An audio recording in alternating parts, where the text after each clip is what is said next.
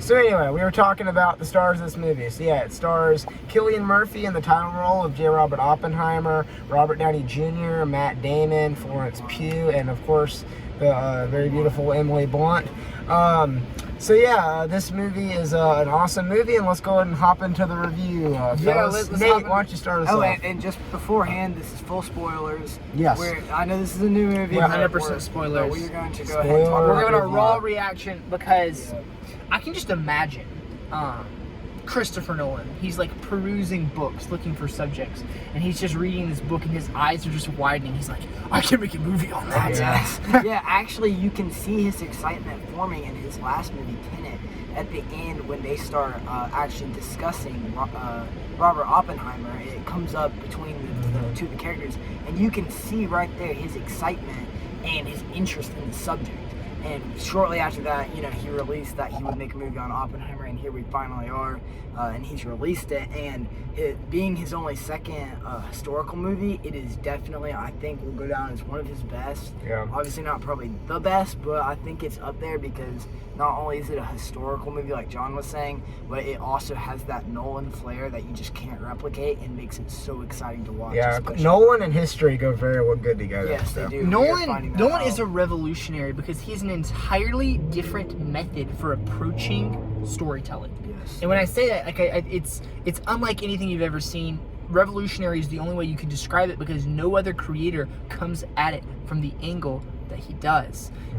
I commented that he almost seems as genius as J. Robert Oppenheimer is depicted in the movie. Yeah, he's definitely one of the best. He's the best working in his field right now, for sure. The genius, brilliance, and excitement, and just ingenuity he brings to the screen of each of his movies not only keeps us extremely entertained, but also just bends our minds in a way that makes it so exciting to keep up with the story, which is one thing we were saying.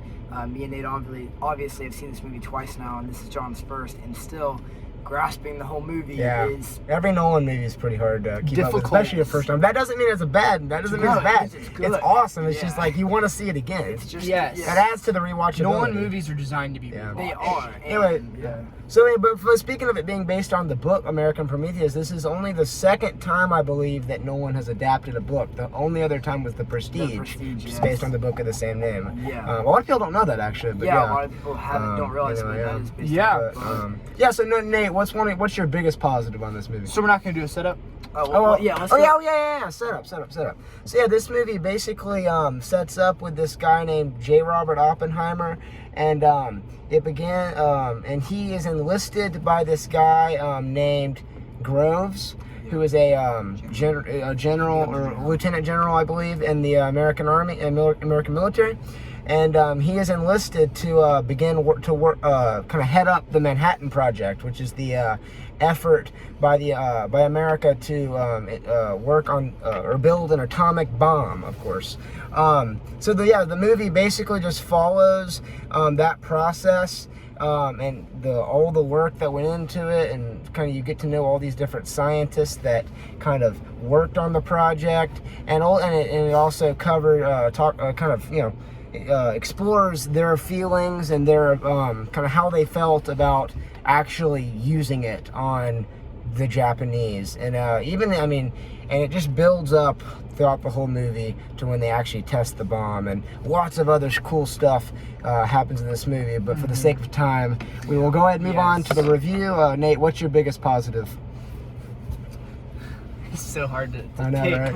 a positive out of what we just watched because there's so many bad movies being made right now. Almost the majority. John can tell you. He just watched the Barbie movie. Oh yeah. He can tell you. Hate on it. All 90% of what's coming out of the Hollywood sludge pipe right now is just the most mind-numbingly stupid, just slop.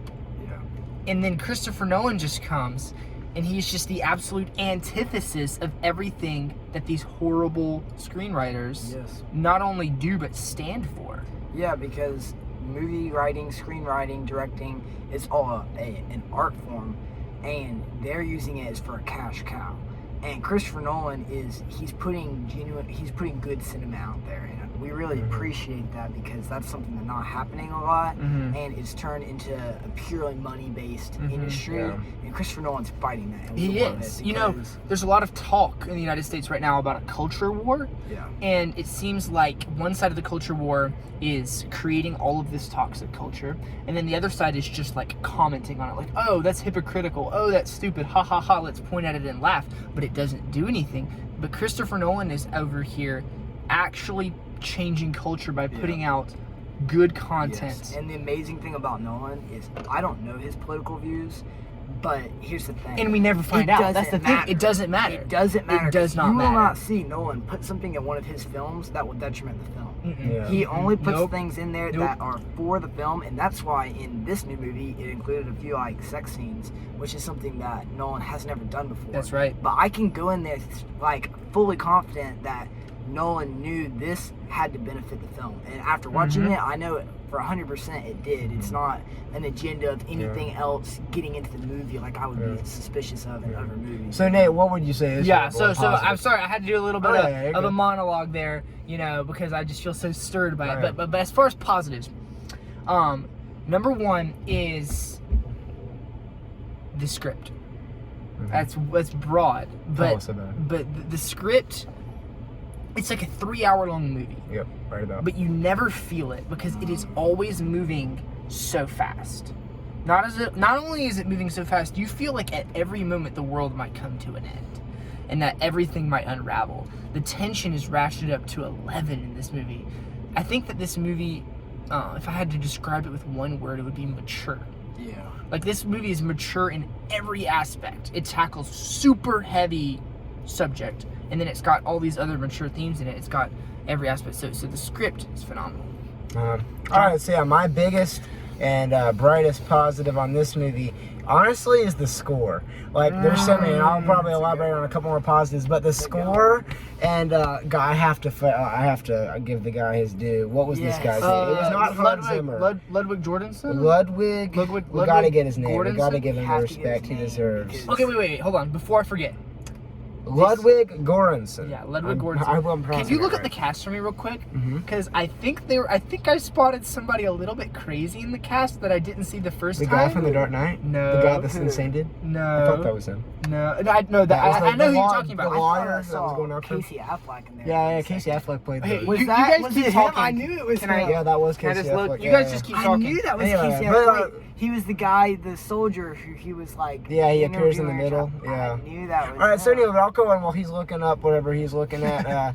Yeah, the score in this movie by Ludwig Göransson, or however you pronounce his name. I'm sorry, bro, if I'm pronouncing your name wrong. But We still anyway, love you. you did a great job with this score because, like Nate said, this is a very tension-filled movie, and part of that is honestly should be attributed to the music. Like, be the same. I'll just give my favorite example of music helping to build the tension is in the scene where they test the bomb, the Trinity test. All right, I mean, the music is just like, it's hard to describe. It's just like building up, and it just like hits this peak, and the bomb goes off, and it's complete silence. And before eventually you hear the actual noise of the explosion. I mean, but the music in that scene is just phenomenal. And the other part of the movie where the music just hits home is at the end during the trial during Oppenheimer's trial, and he's kind of having all these different emotions going through his head, and the opposing lawyer is yelling at him, trying to incriminate him, and he's just trying to stand firm, and the music is just beating. I mean, I can't even describe it. I mean, you can relate it a lot to The Dark Knight, the Joker's theme, Yeah. which is like this violin that is constantly about Yeah, it's just to like this break, constant but it's beat not, that's going. Yeah, and it's like That's what and this it's music score is tension like. building, and it's Yeah. just mirroring the tension. I in the know, movie. and it's just and like the amazing. tension would not be there without this score. You know, so that's my big. I mean, I have a lot of positives on this, but that might be my biggest. I loved the score to this movie. Yeah, What about the score what's was your great. biggest positive? No. Can I butt in for my Oh, yeah, thing real yes. quick? So, first of all, I just found this out while on the search. Gary Oldman was in this movie. What? And He played he was playing Einstein? Truman. Oh, Truman. was That was Gary Oldman. That was Gary Gary Oldman. Oldman. What a legend. Okay, and Oh, so I man. saw this guy in the background who I thought was an actual member of the Bush family, and I was like, is that like one of the Bushes? And it turns out that the actor isn't one of the Bushes, but he was playing some. Look, and he Yeah, looked Vanderbilt so Bush. he looked so Bush-like. I know that guy Matthew Modine. He was in like Full Metal Jacket. Yeah. So it was Matthew Modine, but he looked so much like one of the presidents, one of the Bushes, Yeah, he that does. I thought it was actually show one the of picture. them. Is Casey Affleck in here? Yeah, he is. Yeah. So like, Yeah, he, I don't- we're that talking man about. did, yes. I mean, that's not exactly how That's it not looked how in he the looks movie, in the movie, but But it was. I was like, did they get a former president to like? Yeah. So, anyway, no. What's your biggest positive? man, my biggest positive is gonna be this. Nolan has had a very great filmmaking career in sci-fi. Obviously, he's got a lot of great movies that we all love. He's recently gotten into history, Dunkirk being his only ever historical movie. But for this movie, this was the greatest biography I've ever seen. Not only does it tell the story of Oppenheimer beautifully, but it is the most entertaining movie possible. You know, so you can't even compare this to other historical movies as far as entertainment value, and also in staying true to the subjects. I'm gonna kind of piggyback off what Nate said about maturity. This is a movie about making the atomic bomb. It cannot be taken lightly. Honestly, it's one of the most important stories because we are at a point in history where we don't even know how important this is going to be yet. It's obviously shaped the world, and it could even end the world, and that's something that's so heavy, and the weight of that is carried on into this movie perfectly. So I'm gonna say my biggest positive of this movie is what an amazing biography, what an entertaining history movie this is. I know that's a little vague, but that's my favorite part of it, and I think that deserves crediting towards. Let me piggyback off that. Historical accuracy. Yes. So like, not only were the events of the Manhattan Project depicted extremely faithfully, but also like all of the really cool details, like their dress, the set pieces. Dang, That was gonna be my I was next so positive. impressed by the set pieces. They would set up these huge, like, larger than life real set pieces for like a 5-second scene. I would see it go by and I'd be like, that was so much money.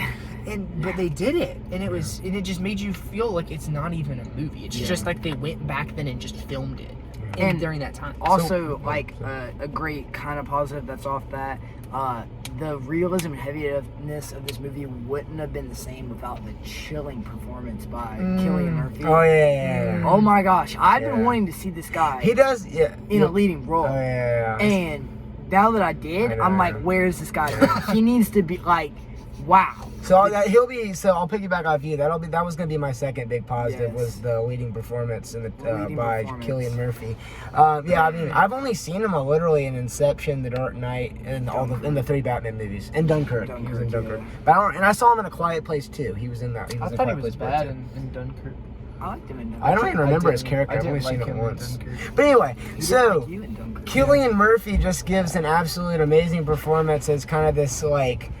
He's not the most like he has a lot of like bad qualities. It's to vices. him. Yes. Yeah, he has a lot of vices. You know, he's a womanizer, and he's like kind of like he has all these different loyalties to these different people. Some of them not the best people probably to be associated with, but yet he's this incredibly smart genius who was obviously responsible in large part for the creation of the atomic bomb. And he just does a great job of like relaying all of the like emotions and temperament and emotions that this character really went through in real life, probably. Yeah. And he does a great job, especially with just like especially in like the relationships with like the different women in the movie. Yes.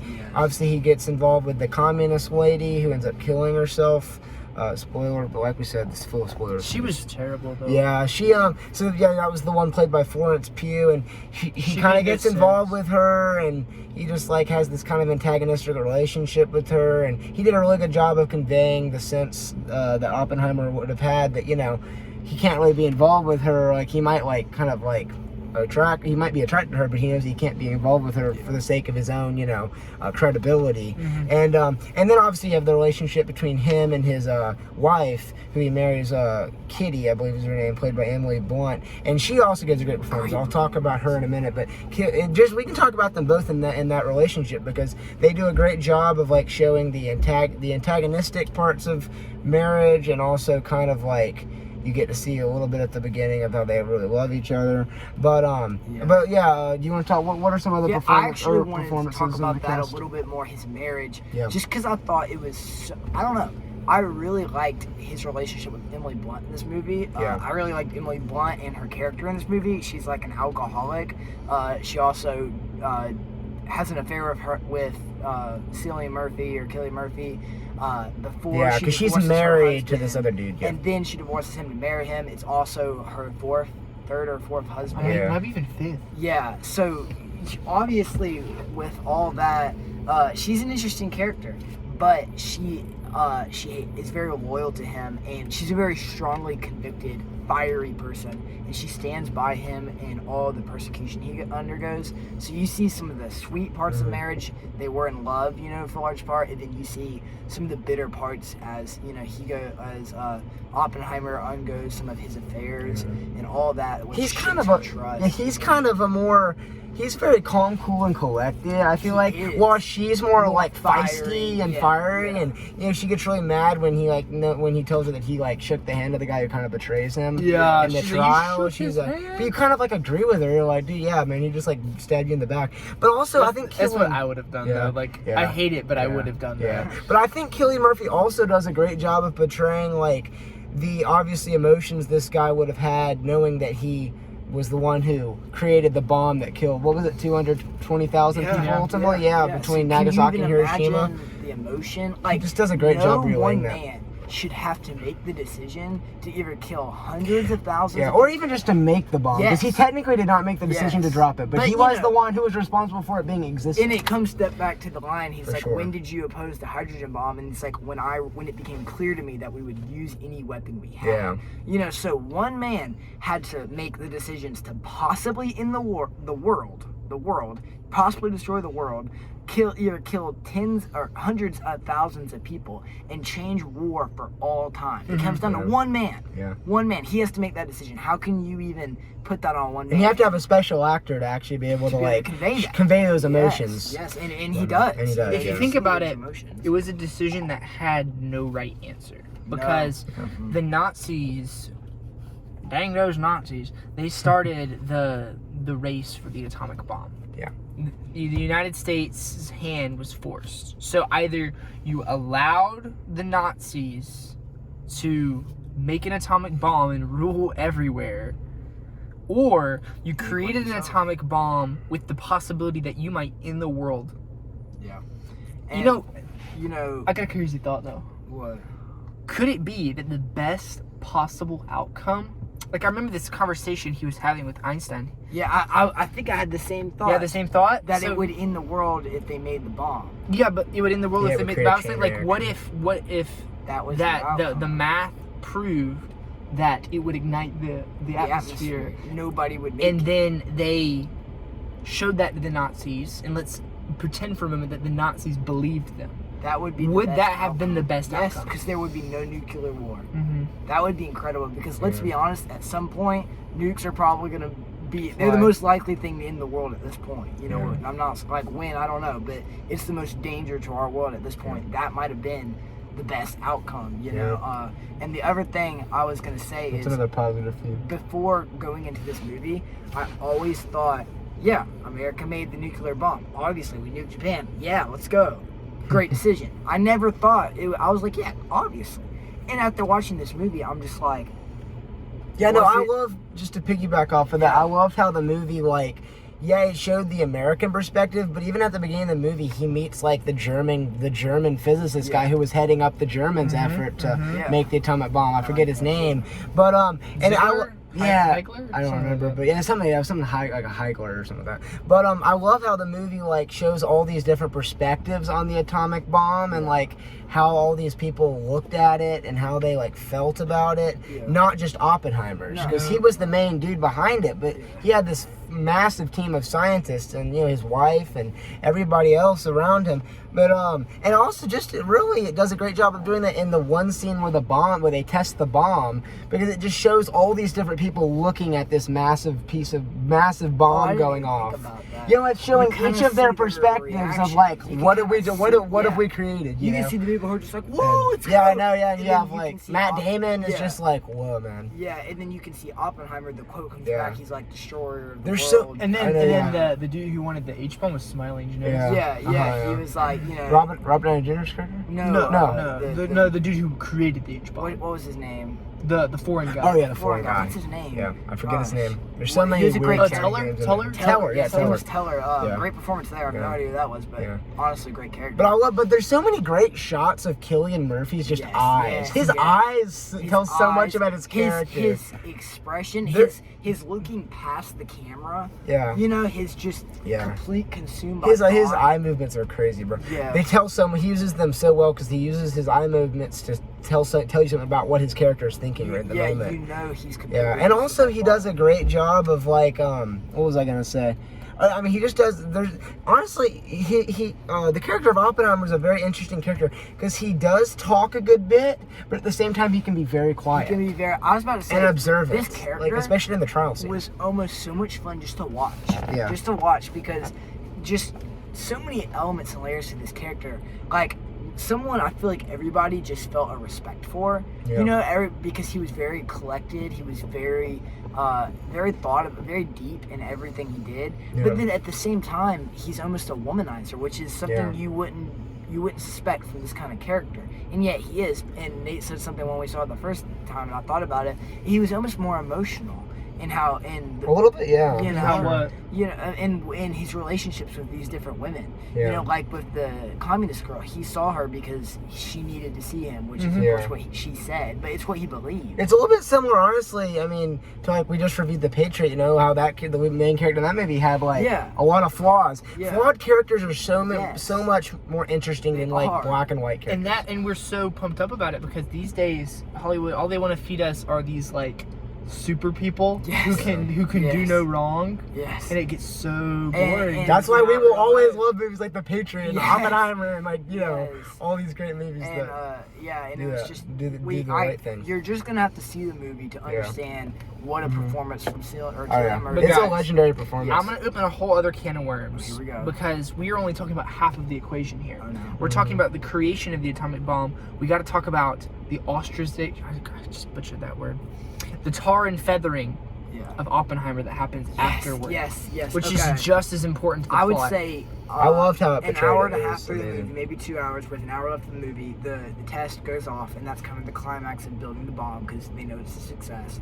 And after that, it moves on. The third act. Yeah. Yes, the third act, which is, and if you know Nolan, he doesn't write things linearly. There's two plot lines, one's in black and white, one's in color. They're moving in same directions, but starting at different times. Kind of like in Memento a little bit. Yes. Yeah, and the colored one's moving faster, and it catches up with it. The color one's moving faster. It catches up and goes past the black and white one. The black and white one is focused on the trial and the tar and feathering of Oppenheimer, which happens after he creates. What did you think though about just? Would you say did you like how he handled the nonlinear storytelling here? Yes. Like compared to Memento, like how would you compare the two? Compared to Memento, I know because they're very similar in how they ran the story. All right, here's my thought on that. Memento, the subject of the story is the different timelines. Yeah. That's the point of the story.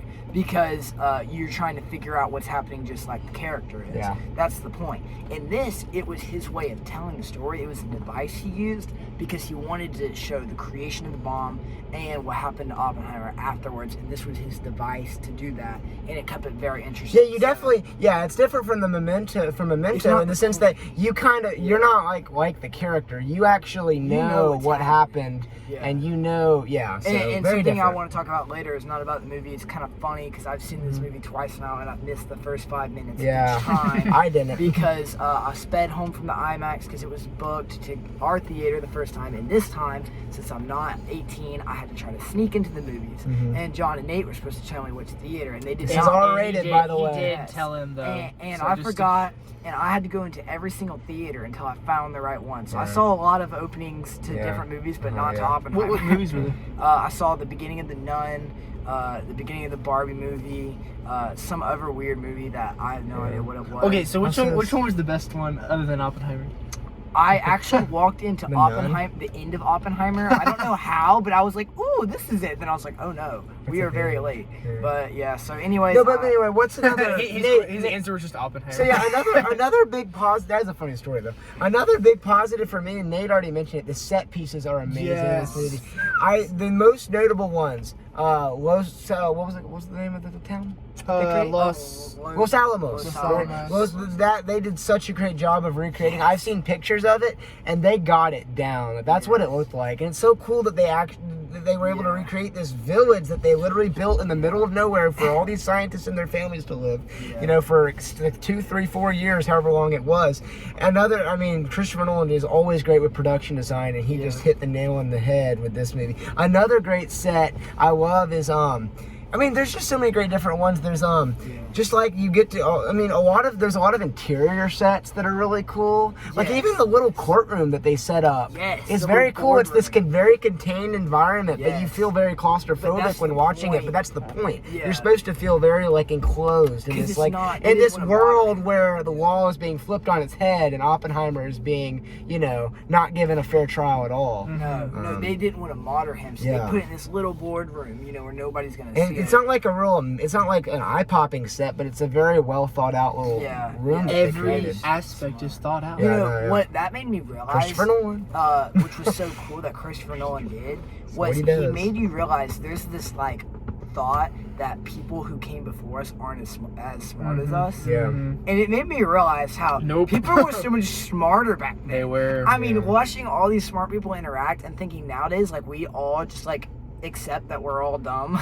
And back then they just the standard was brilliant. Another thing about this movie is somehow Christopher Nolan can make these movies about such confusing premises. Like this movie is about the scientists inventing the atomic bomb. Most people that are going to go see this movie aren't going to understand all the little all the little pieces about like how all this different stuff they talk about. But he makes it make sense to the extent that somebody can still enjoy the movie 100%. He doesn't sacrifice. He did it with Interstellar. He did it with because obviously we can't understand like what nuclear science like they do, but they give it to us in these little bite-sized pieces, which makes us actually understand what they're talking about. They can still be mind-boggling, but you understand it enough so you can enjoy the movie. Because if they take that completely out of the movie, it's not a movie. You don't have the movie. It's not the same. It's about the guy who built the atomic bomb. You can't not have. There's no movie other than this that'll make you more excited about what you learned in your high school science textbook. Yes, you're like, oh, I know about that. I read that in my textbook. He goes, you just took chemistry. If you took chemistry, dude, if you finished chemistry, like I haven't done chemistry in 6 months or whatever, but like if you just finish chemistry, you'll be like, oh, I know, and then but and if y'all are wondering about why we're ranting on so much, you have to know Christopher Nolan is an amazing director, and all of his movies are basically this amazing, so we just have to give him respect for this incredible masterpiece. Nate, do you have any other? I have final. It seemed like you had a big positive. So I'm gonna just do 2 rapid fire really quick. Number 1 is Robert Downey Jr.'s character. Oh, I loved him. He's great. He is this slimy, horrible politician, but he has his own nuances and his own thoughts, and he's not just 2D cardboard cutout villain. He's so amazing. I wouldn't say he's a villain at all. No, he's just a character. And then number 2 is that the movie simultaneously does not bludgeon you over the head with social commentary.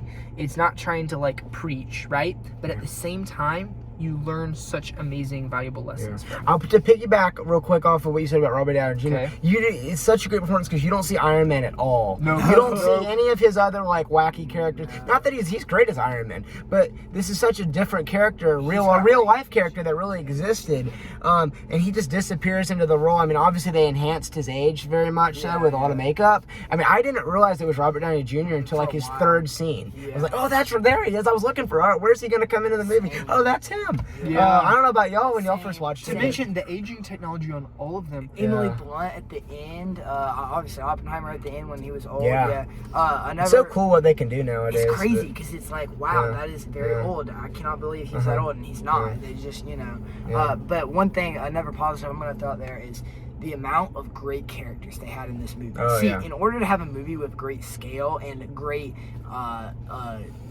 interactions that keeps you interested, you have to have lots of good characters, not just a few. You can't have 2-3 good characters. You have to have lots.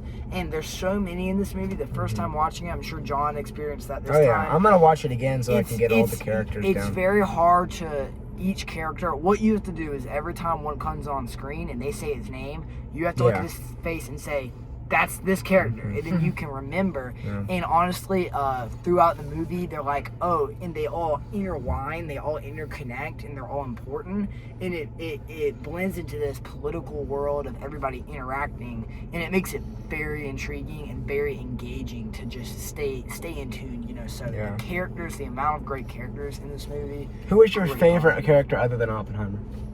Emily Blunt. Emily Blunt. So that she was Kitty. So good. She is very good. Kitty was a great. What do you like about her character? What do you like about her character? I like that she was such a contrast to Oppenheimer. Yeah. Like you said, he was so cool, collected, and she was so fiery and passionate, and also flawed, but in different ways. Yeah. But at the end, they still stood by each other, and it's like this crazy marriage, which has all these like terrible parts of it, and yet in the end, they still stand by each other, you know. And I thought that was really cool. Obviously, whoever played Einstein was a cool character who wasn't in it much, but it was fun to... We have to... And then one final big positive for me. Okay.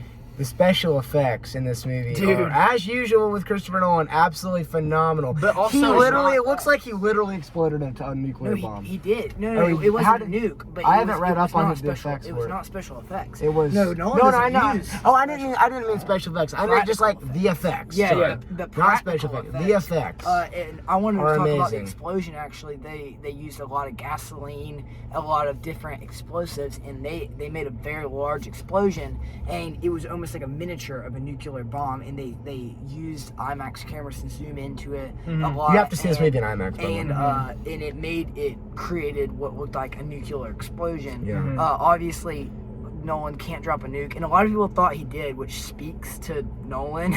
People thought he dropped a nuke, but where would he have even gotten a nuke? a nuke? But he actually created an explosion with a lot of different, he thought through it, and then of course the camera work in order to make it look like a nuke. But like that scene is so cool. And the reason he did that is because he said so special effects feel very safe. Yeah. They feel very, you can... Yeah, I watched interviews. Yeah, and practical effects feel very dangerous. You can see the danger and realism, and an explosion like this can't feel safe. You're talking about the guy who flew 2 planes next to each other and attached cords to the one plane and dangled it. You're talking about the man who literally crashed a Lamborghini for a 5-second scene just to show it happened. And then bought a second Lamborghini in case it didn't work out. And flipped an 18-wheeler on his So I'd be interested, you mentioned IMAX. So first of all, you got to see this movie in IMAX. But y'all did not see it in IMAX the first time. No. What would you say was the biggest difference between seeing it in regular versus IMAX? The explosion was one. The explosion was not the same, not an IMAX camera.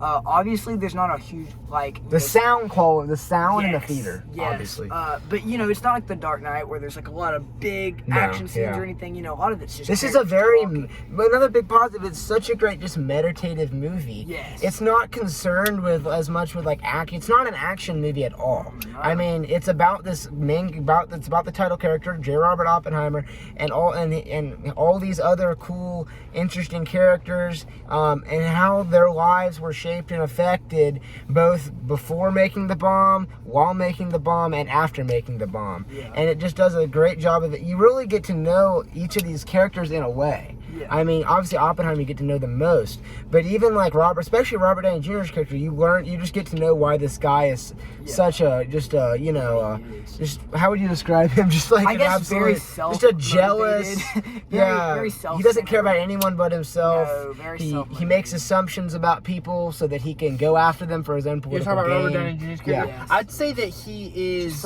jealous, sadistic. Sauls? Was that his name? Yeah. Straws. Yeah. So, okay, guys. We gotta dig deep here. Okay. We gotta come together. We gotta find a negative. So many positives, but not every movie is perfect. I have some nitpick. I have a nitpick. Okay. All right, it is time. It is time. It is time. It's time for nitpicking. Yes. Nate, you're first. Nitpicking. You went first with positives, or first with negatives? Nitpicking. Hey, bro, every movie has a nitpick you can do. It's hard. It's a hard one, guys. Nitpick. nitpick? I'll go first. I mean, honestly, I wasn't. I mean, the love scenes are kind of. They are. I would say they are pretty explicit. I mean, They're the most the intellectual. nudity is worse than like the love scenes. Well, here's what They I are have very- to yeah. say concerning the love scenes. They are not a negative for me. No, they're not a negative. I just meant They they're are- more of kind of an interesting. They're just kind of like It's an meh. R-rated movie. Yeah. Obviously, you know, there's that, but I'm it's just a throwing mature that out movie there. all the way around. Yeah. And I think Nolan obviously put these in the movie for a reason, and it captures a part of Cillian Murphy's life or Oppenheimer's life that you can't take out of his biography. You know, they're important to the movie, and that's why he put them in there. That doesn't make them comfortable. To Okay, watch. so this isn't exactly with a negative. book. I found like 100 other people in the freaking theater. Yeah. Yeah, you're That sitting was back weird. next to people you Yeah. have no idea, and you're like, Yeah, it's weird. It's not as weird when you watch it at home, but yeah. All right, what's your nitpick? Yeah, so it's not exactly a nitpick. It's just something that made me angry. So it's not like I wanted him to change it. It's just No. personally it is how nonsensical and stupid the first girl character is. She's like She wasn't very well written. I didn't. she's think. like no, I thought she was purposely written very crazy. she acts like girls do, which She makes does. it makes no sense. Yeah, she's it like summed up Well, in the no, line. she's like stop bringing me No, flowers. I would actually say the Florence Pugh did not do a great job with that role. She's a very good actress. I've seen her in a lot of some other stuff. She's kind of one of those kind of recent kind of surging actresses in Hollywood, and she just doesn't. Her character isn't that interesting. The writing's not bad. I take that back. But I mean, it's just her acting isn't like compared with Cillian Murphy. Yeah. It's just like nothing. I mean, I And could agree with the acting thankfully, the part. movie didn't need her to be great though. Yeah, obviously, I can agree maybe with the acting part. The writing part, I think she was written well because she's a Yeah, I take that communist. back. I didn't mean to. She's I don't know also what I was saying. just frustrated. just very frustrated, angry character because it kind of summed up in a part where she's like, obviously you don't understand communism if you're not on board, and then Oppenheimer says, makes very clear that he does understand it. He read all of the Communist manifestos in the original German, and then she's like, well, it's not about the books. And it's like she's grasping for a reality with, she's very insecure. She's a very insecure, lost character, and that's why she ends up killing herself. Yeah. So interesting writing, She doesn't really play that heavily into the main plot, in terms of with the atomic No. bomb. She She has a lot to do with Just how his Oppenheimer's character. personal life. Yeah. really. Dude, the second time around watching this, I was starting to get the suspicion that when they were having that intellectual discussion right before the dirty scene, when they And during it, when they remember? no, I was about to say and They have one during in it, the too. one before The that dirty scene. when they kept talking This about man tapped me on the shoulder. It's like it's the next It's scene. coming, I'm like, yeah.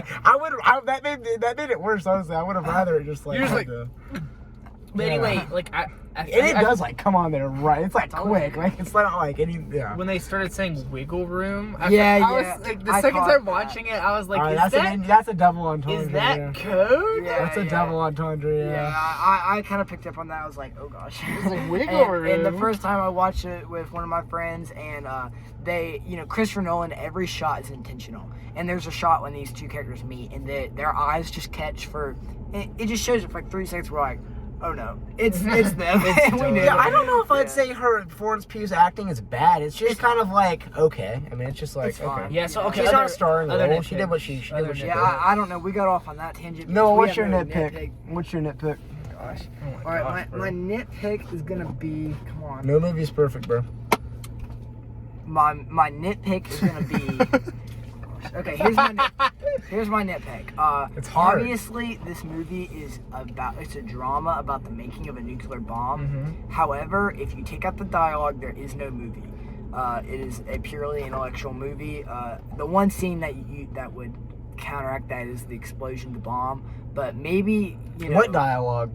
No, I mean like it's purely based off of Yeah. characters' interactions with each other. There's Oh, no physical anything happening. It's Yeah. just people It's going just, different yeah. I feel like that's So less if this of- was not like such a well-written movie, it would not. suck. It would suck. Yeah, Yeah. I feel like Noah's comment is less nitpick and more just an observation. It is. Yeah. It's more just of like if somebody was going to see this movie, I'd be like, hey, look, the movie is about making of a bomb. You don't go expecting any action. You know, Yeah. so I don't. I mean, a nitpick for. Go ahead. This is a real reach, but there's no contrast. Sometimes, even with dark movies, contrast can serve to make the deeper parts of it make the deeper parts of it even more meaningful. I see that. I always think when I think of contrast, I always think of 1917.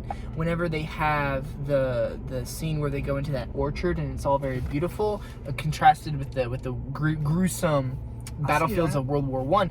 Yeah. Maybe a little bit of a ray of sunshine could have helped the darkness even more appreciable. All right, I see that. You know, that is a good, you know, a few rays of sunshine couldn't have hurt. Obviously, it's a very deep, emotional, dark movie, but it doesn't mean there couldn't have been. Yeah, there's not a lot of. I mean, this isn't really a negative, but there's not a lot of humor.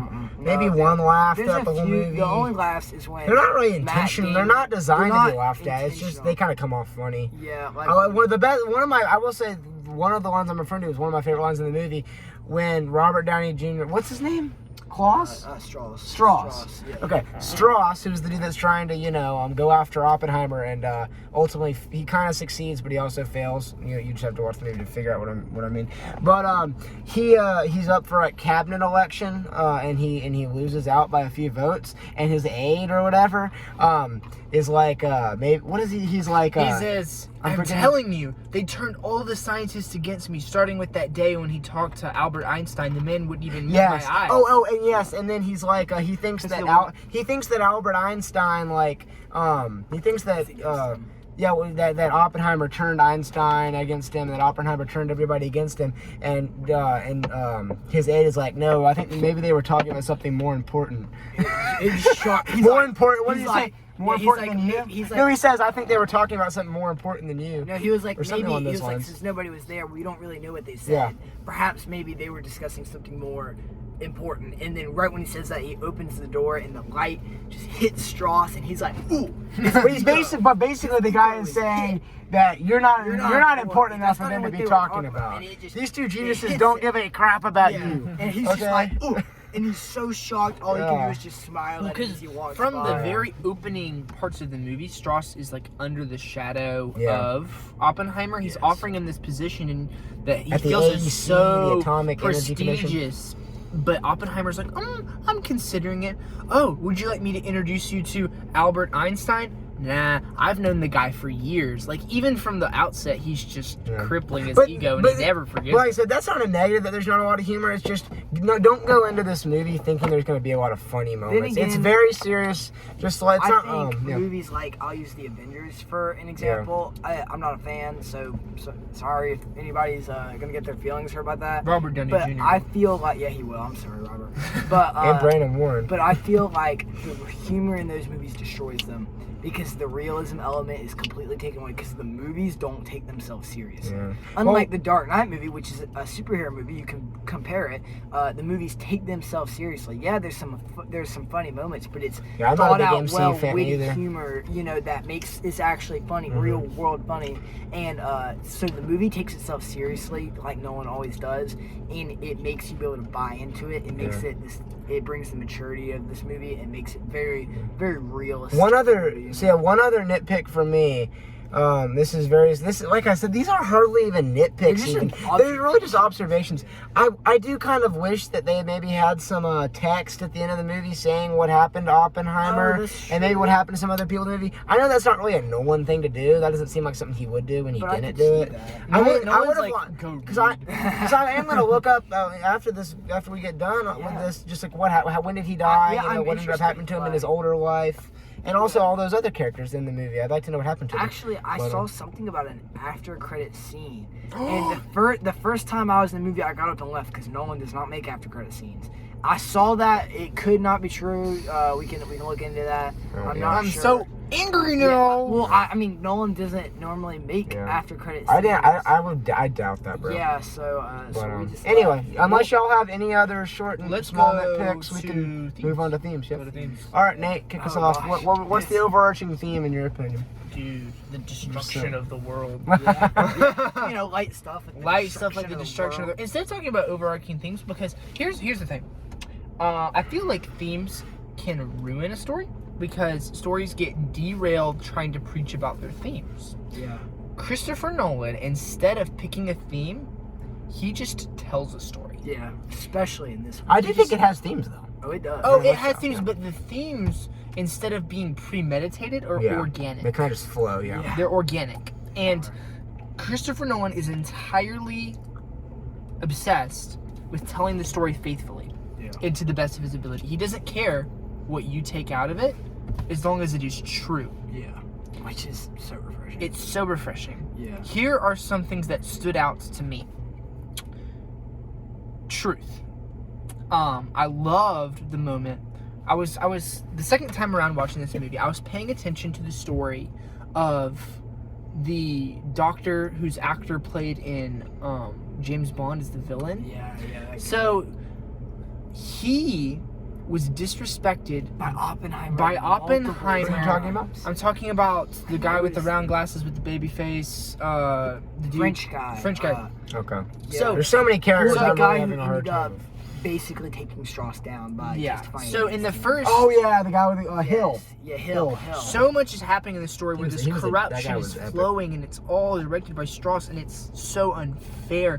And even Oppenheimer says at some point, "Will no one tell the truth when will about?" they tell the truth? And here it Wow. comes along this guy who is a guaranteed slam dunk for Strauss's side. And he's seen everything for for this truth. And just like Strauss, he has been disrespected, although they treat it a little bit more subtly, by Oppenheimer the entire time. Like, it shows him, Oppenheimer literally like threw a pen out of his hands and then slapped that. It was subtle things because it wasn't even Oppenheimer's fault. He was frustrated. It was in the moment. But from his opinion, all he has gotten from Oppenheimer is disrespect. And dismissal, and he was overlooking him. And that guy gets up there, and there's this moment where he's like, he starts telling the truth, and then the committee gives him an opportunity to clarify, to go back to the original narrative, you mean this, right? and to save face. And he sits there for a second, and he goes, "No." Yeah. And the whole pace of the movie changes. Yeah. And Strauss is trying to make sense of it. He's like, "Why would a man do? What's his angle?" He says, and then Doing the right the other guy says, "Does a man need a reason to do the right thing?" Yeah, that's crazy. It's so great. Oh yeah, that's just a great theme there of doing the right thing. Right thing. Even though this, it might hurt your career, or it might, Yeah. Well, that wasn't like a theme of the movie. Well, no, that's just a small theme. That right was in just scene. something that I was fascinated by, that Yeah. story of that small character Yeah. who came out and did something truly brave. Yeah. Because no one shows the dark side of humanity and the good side of humanity. So I think the overarching theme of the whole movie, I would have to say, is like maybe something along the lines of like it's dealing with your actions and the consequences of your actions. I mean, that has to be. I mean, it's vague, but it's accurate. Well, this is a very overarching theme. Oppenheimer, throughout the movie, beginning, middle, and end, has to deal with the consequences of his actions, and he has to come to terms with what he's created in the atomic bomb. He has to he has to come to terms with the fact that he's created this weapon of mass destruction that he doesn't want to be used. Like, ultimately, he doesn't want it to be used, really, but he knows deep down in his heart that it can end the war and save millions, literally millions of American lives that would have died in the sea, in the raid of Japan if that had gone down, which thankfully it didn't, thanks to Oppenheimer for the most part. But yeah, just coming to terms with consequences of your actions and like finding kind of the bright side in things as well. That's a great thing. I thought that was the I'm theme. gonna say importance, because this movie deals with what might be the most important thing in history. And I mean, which is, because I was thinking, what made That's a Nolan good theme. choose Oppenheimer? In the importance. And there's a line in it where this guy's like, why would I move to New Mexico and start working on this? And Matt Damon's character was like, why? Maybe because it's the most important thing to ever happen. Also, we have to put Matt Damon, what a legendary supporting role that he did in this movie. He plays this just great, The like, way he kinda pulled lieutenant up his pants general. while he was sitting And he's down. just like all business, but But he has so many great lines, like the one Yeah. Noah just Back showed to us. you, Noah. Just props And to him. so, like, the importance of this movie, because in the end, of course, Christopher Nolan's famous for saying, like, a movie's only as good as its ending. And the ending of this movie, Oppenheimer's talking to Einstein, and he's like, remember when I said we might start a chain reaction that could end the world? And he's like, I think we might have. And of course, he's not talking literally, but he has created nowadays the greatest threat to this world, nuclear powers. It's all started with Oppenheimer. And he was forced to, but he did it. And now the importance of the evolution of warfare, that has come to this epitome of now hydrogen bombs that are, just weapons of mass destruction. Thankfully, those haven't been used yet. Yeah, it's the chain reaction that might end up ending the world, and the importance of that and the story of that is all contained in Oppenheimer. And I think that theme is some of my favorite scenes in the movie that have to do with the themes that I just talked about in the theme you just brought up. I love the scenes between Oppenheimer and Albert Einstein. Mm-hmm. Oh, They're yeah, so they are insightful, and Albert Einstein just has these wise words to give to Oppenheimer. And Cillian Murphy does such a great job in those scenes of just playing the student. Mm-hmm. He's so often in this movie that he's the mastermind, and he's the guy that's smarter than everybody else. But in that scene, he knows that he's not as smart as Albert Einstein, and he accepts these words of wisdom. And Albert Einstein talk about in that final scene about how, like what you're talking about with the importance of, like, when they were talking about, we could have ended the world, that could have happened. That's crazy. One man has to be faced with that decision is just crazy. Oh my word, bro. And there's another line that I like. There's a lot of really good lines in this movie where this guy, Oppenheimer's actually asking his friend to look after his child because he's involved in the Manhattan Project. His wife is an alcoholic. She's not fit to look after the child. And his friend is comforting him, and he's saying, Robert, you see past the world we live in, and there's consequences for that. And it's almost like Oppenheimer was such an important character. He saw past. That's why things in his personal life, like his affairs, didn't matter as much, because he saw past art. That's what made it hard for him to live as a normal person, because he saw he was faced with decisions like ending the world, nuclear war. These were the things that he was thinking about when he was looking past the camera. Yeah, I know. Just thinking. Yeah, that's so Cillian Murphy, man. He was so good with his eye, just to like expressing those emotions. We've already talked about it a little bit, but just that goes along with these themes we're talking about. I mean, he had to come to terms with the consequences of actions, and he through his acting, he just shows those emotions. When he was like, how many people ended up dying, and he said the number, and he was like, any moral qualms with that, and he just sat there and he was like, terrible ones, and you knew these were demons haunting him at night. Another theme I liked and that I thought was very present in this movie is the theme of like staying true to your convictions a little bit. Because Oppenheimer is in the last act of this movie is basically in a kangaroo court, and he's being bombarded by these phony lawyers who are just trying to incriminate him, and any way they can, and they're trying to make him kind of start to like think that he like did the worst thing he ever could by creating the atomic bomb and make him feel disgraced and everything, and he just stays true. And in that scene where they're just grilling him, that guy played by Jason Clarke, who's a great actor, he plays the kind of the corrupt lawyer that Klaus hires. He's just grilling Oppenheimer, and Oppenheimer, the music is swelling in the background, and Oppenheimer just stands his ground, and he stays true to his convictions. Oppenheimer, and he stays true to his beliefs, and he believes in what he did. Yes, he is a man of strong convictions. He never strays. He's a truthful man. He has a hard time coming to terms with the consequences of actions, but he does. Like he's a flawed character. Yeah. But one thing he does is he's a man of strong convictions, and he stays true to what he believes, and that is a really cool part of his character, because obviously he has a lot of flaws too. And that's something that I really appreciated about his character. Before we move on to the last a little bit on the history section, do you have any other themes you wanted to highlight, Nate? No, that's it. Your main one was doing the right thing. Doing the right thing. Yeah, just from that side plot. That was a cool one. Yeah, I picked up. Yeah, we talked a lot about history. I don't want to spend too much time on the history section here. I just wanted to mention a few things though. Just so in the movie they talk about how obviously they had the Los Alamos, which is where the big that was the site where the big stuff went down. Yeah. But there were all these other sites across the country. There was like 3 or 4, I believe, where a lot of work was done on the atomic bomb. One of those was Oak Ridge, Tennessee, and that is right outside of my hometown, or where I was born and lived the first 8 years of my life, Knoxville, Tennessee, where the University of Tennessee is.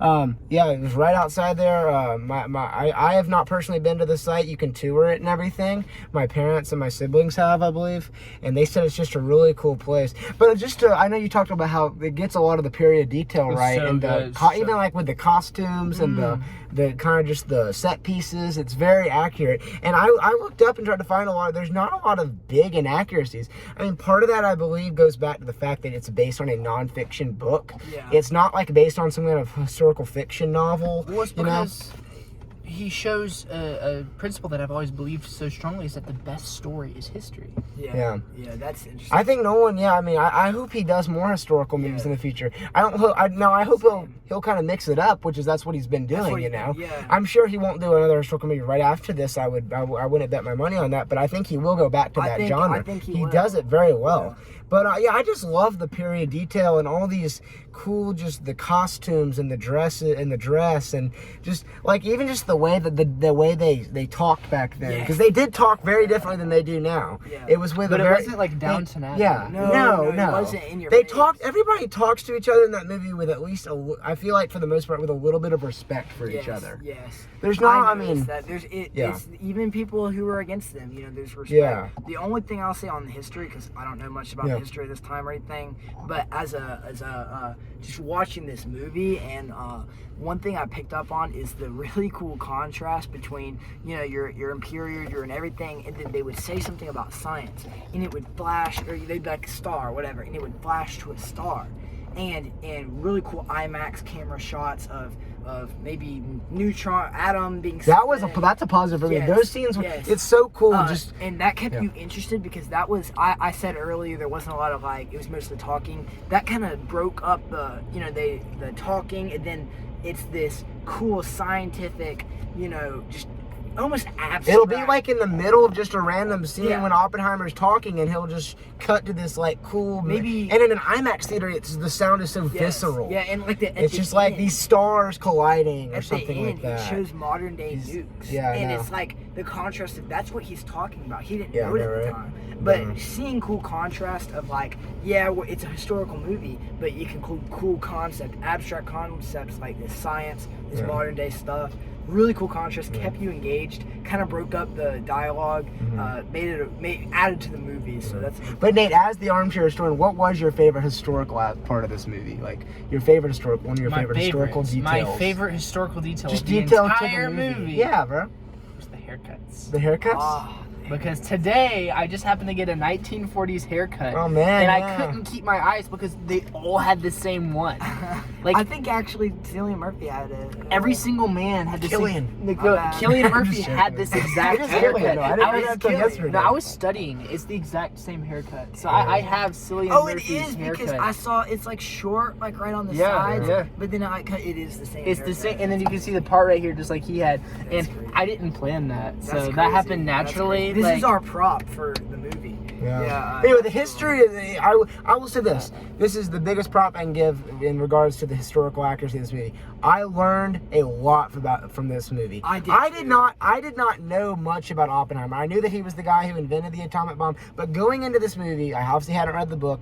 Going into this movie, I had no idea about his affiliations he had with the communists and just obviously all the intricate details that went into making the atomic bomb and the assembling of the scientific team. I knew that about Los Alamos, but I didn't know about all the stuff that went down there. Right. And I had no idea that he was put on trial basically after the 10 years or whatever after the atomic bomb was dropped and after his scientific achievements. I didn't know any of this, so it was a very enlightening viewing experience for me, and I would love to read the book at some point. I'm sure it's a very great book. I think I will read American Prometheus. Yeah. I'd heard about the book before, but literally almost piggyback and say almost the same thing.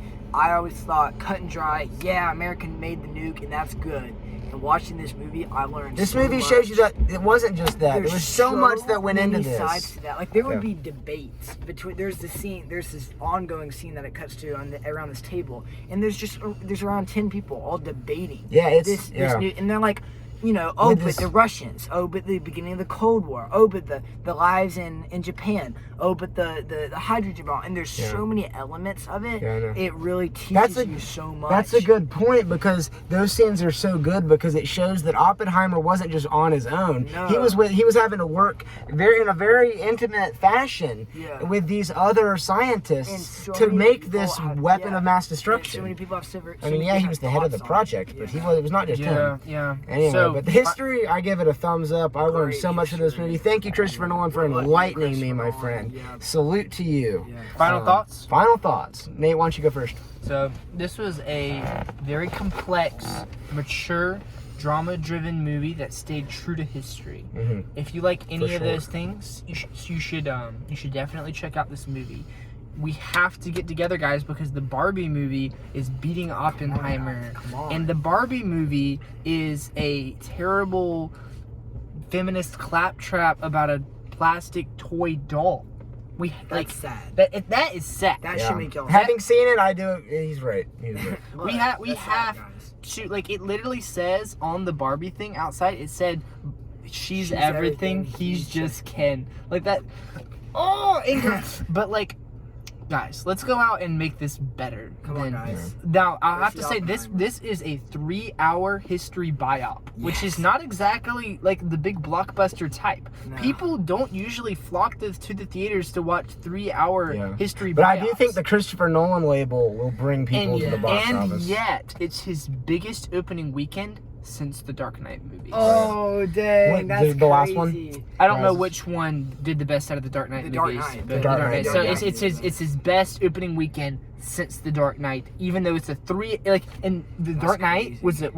was a superhero movie Yeah. about a super recognizable Yeah. hero that everyone loves. Yeah. And Oppenheimer was about somebody that nobody had heard I about. feel like everybody. I don't know if I think people had heard of him, but he was on. He needs to be studied It's more. not like Batman. personally. And this movie, I think, will encourage people Yeah. to look more into this this very important and pivotal figure in very history. important. But no, why don't you go next? with Well, final thoughts? personally, to finish that up, I Oh, yeah. heard Oppenheimer. I was like, "What's Nolan's next movie?" And I was like, "Oppenheimer," and Yeah. obviously, I Who's was that? excited because. Oh yeah, he's the guy that invented the top bomb. Well, I was excited. I watched The Prestige without knowing anything about it because Yeah. I'm that much of a Nolan fanboy. But I was kind of like, Yeah. Oppenheimer? Yeah. What? But having seen this, I realized the Yeah. importance. It taught me a lot. You know. Yeah. So final thoughts. But let Nate give his final rating. Oh, so I can't rate this movie yet because Okay. because I don't understand it fully enough. Okay. Once I internalize all the details, once I've watched it maybe the 4th time, then I can release a rating. Here's what I can say. Give us some indication of what you thought. It's better though. than 99% of anything you're ever going to watch. Oh, for sure. It's in the top 1 percentile for sure. If there is anything out there, like, it's up for debate if there's anything out there that can rival it. Yeah, that's Anyway, a good thought. No, what are your final thoughts? My final thoughts on this movie are. By the way, Noah had been waiting for us to review this one because this is the biggest Nolan fan you'll ever meet. Yeah, yes. I'm gonna say we're big fans Christopher too, Nolan, but this guy right you did not disappoint, not at all. Amazing historical movie, like John said. It was really cool to see Christopher Nolan make another historical movie and make it as exciting as he made it. It's really encouraging to see great cinema out there like this. I love all the different characters and how much it made you think. My last thoughts on the movie is I'm so excited to watch it again and understand the plot even further because there's so many levels to this plot, and it's going to be a fun one to rewatch. Great movie. Yeah. I'm going to kind of say what Nate said. The only movies you'll find that are as quality made as this movie are other Nolan movies. Yeah. It's 9.5 in my opinion. Mm-hmm. It is a great movie. Of its genre, it is a movie about the making of an atomic bomb, and that is what it focuses on, and it does the most perfect. Guys, job it can. I can't say, like I said, I can't rate it yet. But if it keeps going in this trajectory during the next two viewings, it might be a 10. it might be a 10. Honestly, Or honestly, 9.9.999. honestly, might be a I'm gonna 10. go ahead and say 10 out of 10 for me. This movie. Or 9.9 because Nope. nothing's proven. It's 10. Come on. It's All a right, 10 all for right. All right, so yeah, my final thoughts.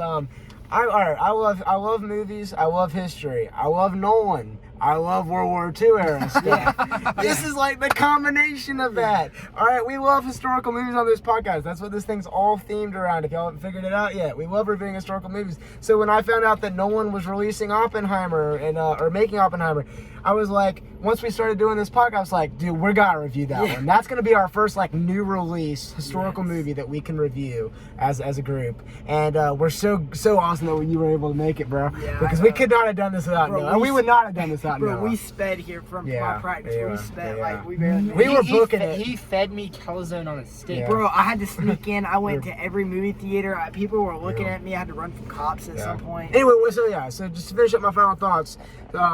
So yeah, I love Nolan, love history. This is the combination of that. It was an amazing viewing experience. To see it in IMAX was like a dream come true. I'd never seen a movie in IMAX. I was like, this is it. You've never seen a movie in IMAX? No. You've never seen a movie? But this was such a great first movie to see in IMAX. The movie where they drop a nuke, okay? Like, the sound quality was just amazing. It was everything I thought it would be. Massive screen. You gotta see this movie in IMAX. Go see it in IMAX. Got to. Go as far as you have to go to see it in IMAX. But as for just to conclude, I love this movie. I think Cillian Murphy gives a powerful performance. He should get some Oscar buzz for this one. Absolutely. He should at least be nominated, if not win Best Actor. I bet whoever terrible actor played Barbie will win it. Yeah, well, that's actress. Oh, well, that's actress. Yeah. Though. Oh, true. So, True. But anyway, no, she probably won't win, but he should. But anyways, Cillian Murphy gives a powerful performance. Amazing direction as usual from Christopher Nolan. Amazing cinematography. We didn't really get to hit on that a lot, but there's such great cinematography in this movie. I mean, it's not an action-oriented movie. It's a dialogue-oriented movie. And Christopher Nolan is one of the best writers of movies out there. And he hit the nail on the head with every piece of dialogue in this movie. There's not one piece of dialogue that doesn't just hit home. Every piece of dialogue in this movie needs to be there. And it's so precisely written. Not only is it in the top percentile of movies, it is in the top percentile of Christopher Nolan. Dang. I would say I completely agree with what John said about the dialogue. Every line is whoa! Like, you know, every line. My final thought. Christopher Nolan, thank you, my friend. You're awesome. Keep on making movies like this, buddy. I will go and see every single one. We will support you are an amazing film director. You're the best and out there. Kudos to you, buddy. Great. We gotta give him a round of applause. We love you, Nolan. Thank you. Love you, guys. guys. Go watch his movies. If you made it this far. 9.8. 9. I can't really give a full rating to this. I'd have to view it another time to give like an authentic rating. But right now, it's definitely. I mean, this is like I said. It'll get higher and higher as I view it more. But definitely at least 9.4, 3, 4 out of 10. That's good. Yeah. It'll move up and up though. Look, Great movie. If you all made it this far into the video, thank you for watching so long. This was our first new release podcast, a review. So we hope y'all enjoyed this kind of raw reaction by us right out of the theater. Drop a like. Subscribe. Yeah, smash that like button. Don't do it too much because I am getting too many calls from the CEO of YouTube. And last time that I dropped a video, I had the director of the movie commenting on it. I know. Rick and Roland Emmerich was commenting on our review of the Patriot, and he was saying, "I want to get a meeting with you. We have to talk. What do you?" We'll post a picture of us shaking Nolan's hand. Yeah. We need to, hashtag comment on the video. Yeah, but seriously, spread this video. Show it if anybody, who you think would appreciate it, because we love giving reactions to movies, and we hope you enjoy listening to it. And our next review will most likely be next Monday if we can work it out. We're trying to get, as we were talking about earlier in one of the earlier podcasts, getting Grant and Gavin Payne to come on for Gladiator, and that'll be a fun Gladiator's podcast. so good, but it's so sad that it has to be right after this one. It'll be like, true. All right, be looking out for possibly our Gladiator review. With wrapping it up. Payne. Lights out, people. Alrighty. Thank you so One, much. 2, 3. Peace out.